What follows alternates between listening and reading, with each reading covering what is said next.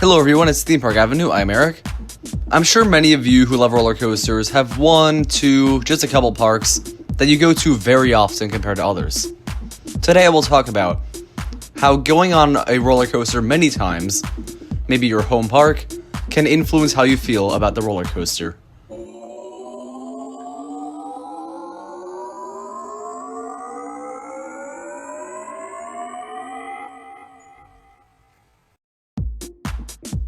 Before we begin, I must make it clear, home park bias, I'm not using it in a bad way. I know bias can often be a negative connotation. However, I'm just saying a park you go to very often. For many people, that would be their home park, one that's close to them. I know for me, Busch Gardens Tampa would be my home park, but I also go to Cedar Point pretty often. So those are two parks I'll talk about examples with here. But the main idea of this is how riding a roller coaster many times can change how you feel about it for better or worse. It depends on the scenario, so I will start by talking about the good side of it.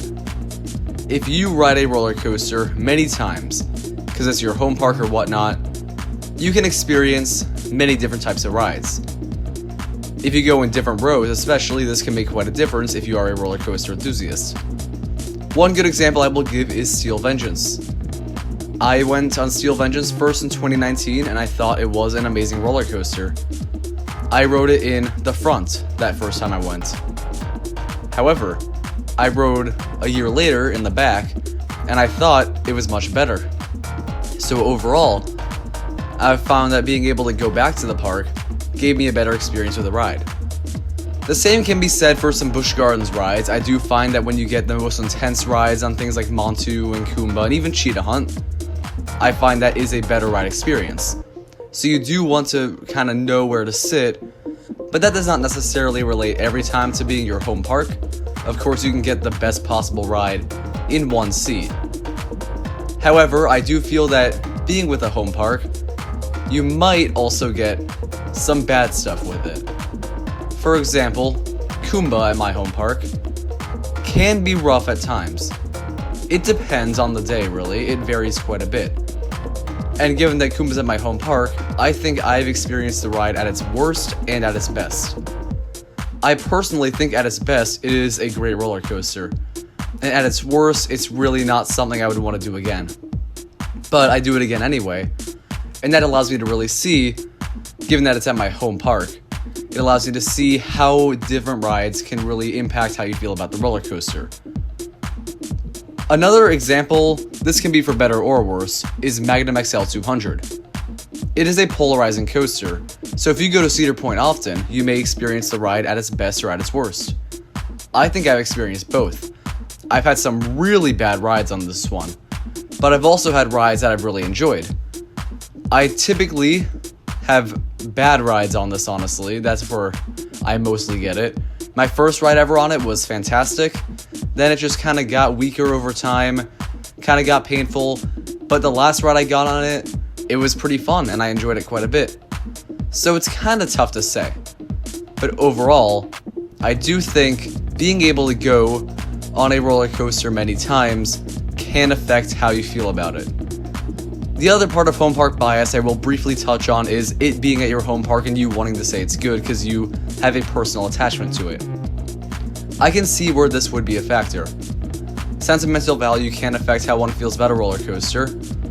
It doesn't have a huge impact on me personally, as Scorpion was my first coaster. I think it's a very good ride for what it is, but not a favorite of mine.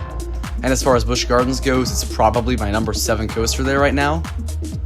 But Cheetah Hunt was my first major coaster, and I don't have a sentimental attachment to it.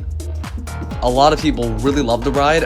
I think I like it less than most people, so it can depend on the person. But one sentimental value example could potentially be SheiKra, because SheiKra was something I'd never experienced the first time I rode it. So when I rode it, I thought it was so awesome. It was my favorite coaster at Busch Gardens Tampa for sure. So maybe that was a home park bias thing.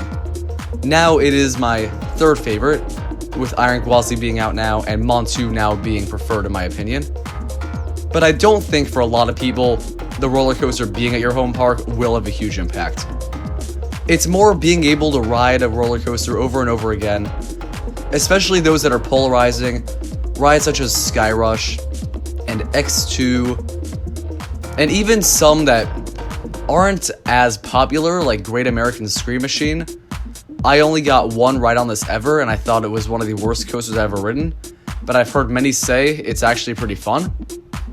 So maybe that one is more how tolerant you are of the roughness, but I think there are some different rides you can get on it.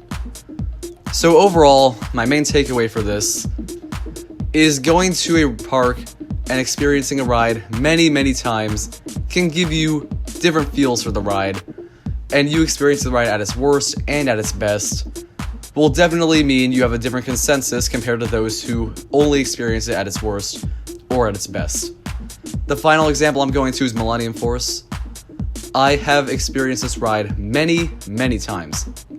I feel like it is the most consistently great coaster I've ever been on, with the exception of 3 other roller coasters, I would say.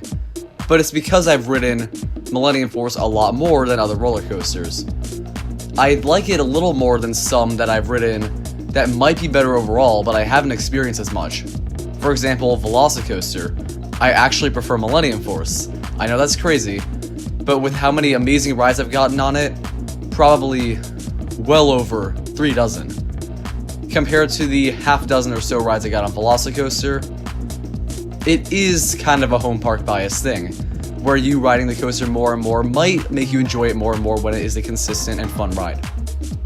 So overall, experiencing a ride at its worst, experiencing at its best, and experiencing good rides over and over again can all make a roller coaster more fun and a more enjoyable experience, or a worse experience compared to the overall consensus amongst roller coaster enthusiasts. So that is the overall video. I hope you enjoyed this topic. It was definitely a very weird one, but I mainly just kind of wanted to talk about how Kumba is a polarizing roller coaster for me personally. Subscribe to the channel if you enjoy this video, and like the video as well. I'll see you next time.